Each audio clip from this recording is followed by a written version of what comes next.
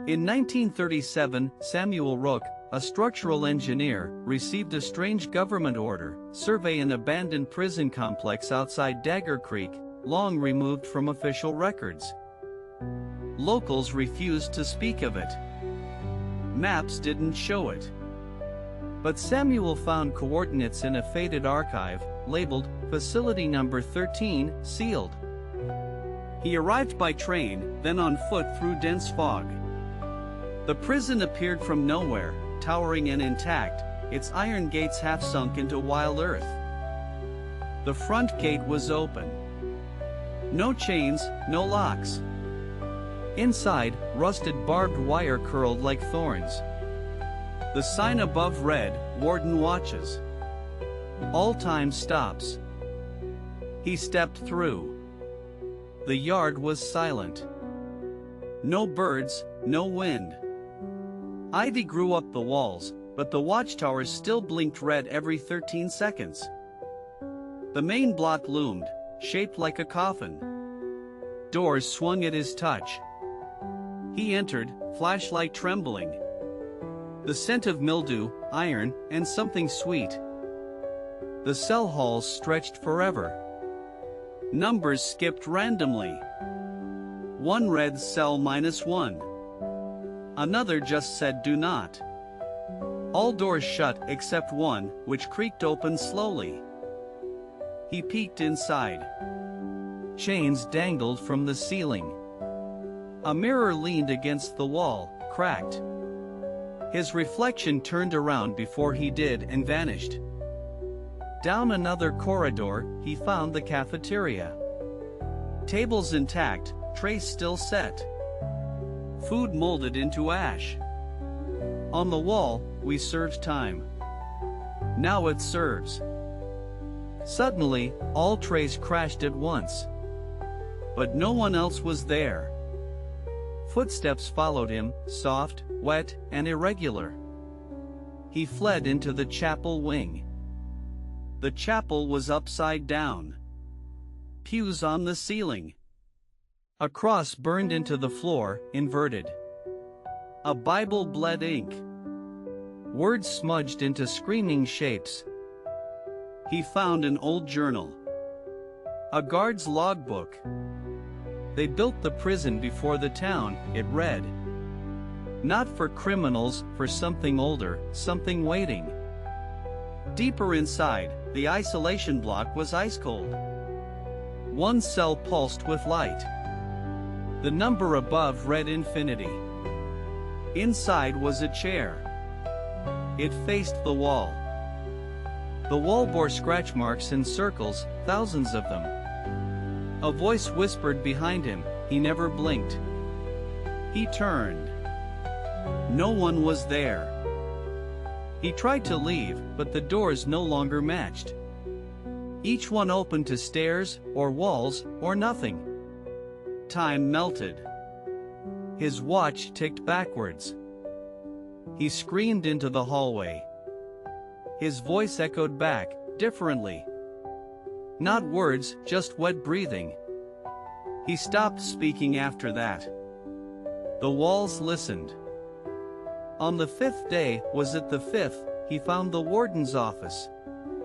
Papers littered the desk. Names crossed out. Each with a blood fingerprint. The final page read, "He's awake now. Don't say your name." He listens for it. Beneath, Samuel saw his name already written. He didn't remember writing it. He tried burning the page. The fire hissed out instantly. Ink spread across the walls. "You belong," it read. "The sentence has begun." In the showers, rust dripped like veins. He saw shadows moving through steam. Chains clanged from behind walls. Someone whispered, "Repentance only feeds him." A cell door opened for him. Inside, a cot, a book, and his face carved into the wall, smiling. The eyes bled salt. At night, the lights flickered in patterns. Morse code, he realized. It spelled run again and again until it suddenly changed to stay. He tried climbing a wall to escape. His rope unraveled mid-ascent into hair. It slithered. He fell. The ground laughed. He broke nothing. The floor softened. In the basement archives, boxes contained no paper, only teeth. Labeled, sorted by year. One drawer had his birth date. It was already half full. He smashed lights, carved doors, screamed. Nothing helped. The prison reassembled itself every morning. It wanted him whole.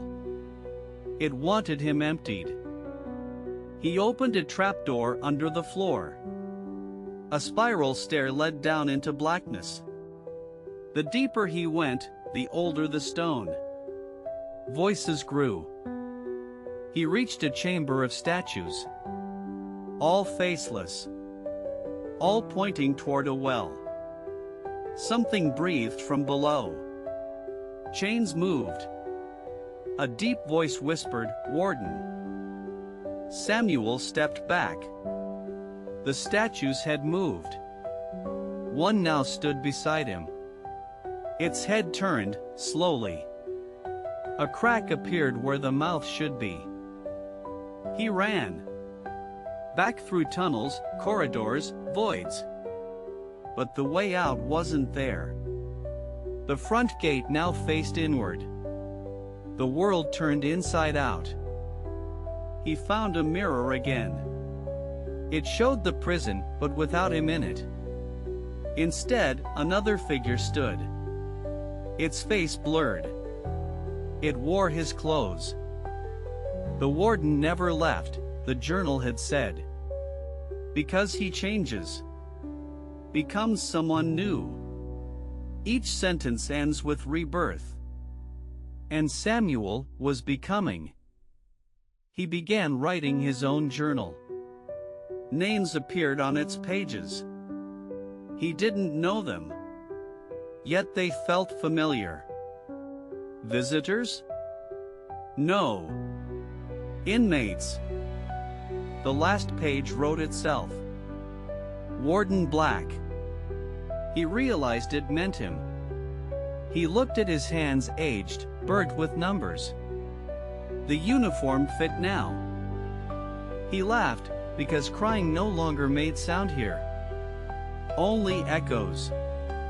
Only doors. Only keys without locks. The gate still opens every few years. And someone always comes looking for what should remain buried.